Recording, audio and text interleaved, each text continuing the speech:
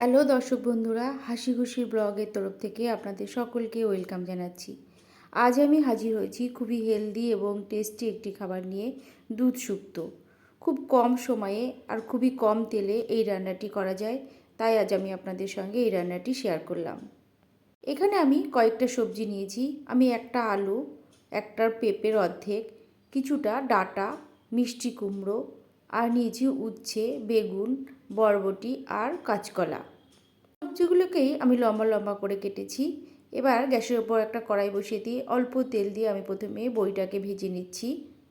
আমি কিন্তু এখানে রাইস ব্র্যান অয়েল দিয়ে রান্না করছি, আপনারা যে কোনো তেলেই ব্যবহার করতে পারেন।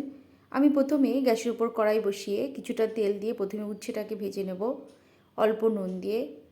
আমার উচ্ছে ভাজা হয়ে গেছে। এবার আমি একটা মশলা তৈরি করে নিচ্ছি। একটা মিক্সার গ্রাইন্ডার বাটির মধ্যে আমি 2 চামচ পোস্ত, 2 চামচ সাদা সর্ষে, আপনারা কালো সর্ষেও ব্যবহার করতে পারেন, একটা মিহি পেস্ট তৈরি করে নেব। অন্যদিকে ওই তেলের উপর আমি একটা ফোড়ন দিচ্ছি, 2টো তেজপাতা, হাফ চামচ পাঁচফোড়ন। এবার দিয়ে দিচ্ছি আলু। আমি আলুটা প্রথমে ভেজে নিতে পারতাম, কিন্তু ওর বেশি তেল লেগে যাবে। আমি যদি সব সবজি আলাদা আলাদা করে ভাজি তাহলে তেলটা অনেক বেশি লাগবে।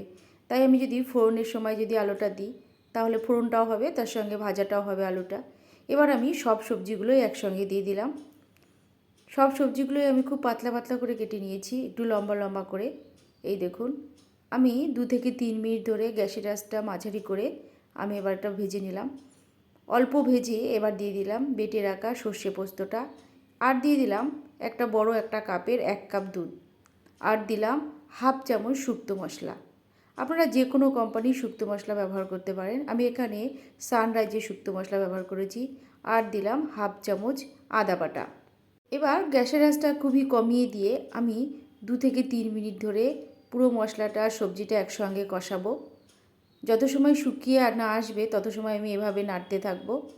এবার শুকিয়ে গেলে তারপর দিয়ে দিচ্ছি বড়িগুলো, ভেজে রাখা বড়ি, আর দিয়ে দিলাম উচ্ছেগুলো। এবার দিয়ে দেব জল। আমি এখানে কিন্তু ফুটন্ত একদম গরম জল দিয়েছি। আপনারা চেষ্টা করবেন গরম জল ব্যবহার করতে, তাহলে শুক্তোর টেস্টটা অনেক বেড়ে যায়। এবার সব কটা মশলা একসঙ্গে জলের সঙ্গে মিশিয়ে দিয়ে ফুটে উঠলে একটা ঢাকনা দিয়ে ঢেকে দেবো। এবার ঢাকনা খুলে দেখব কতটা সেদ্ধ হয়ে গেছে। সবই সবজি সেদ্ধ হয়ে এসছে।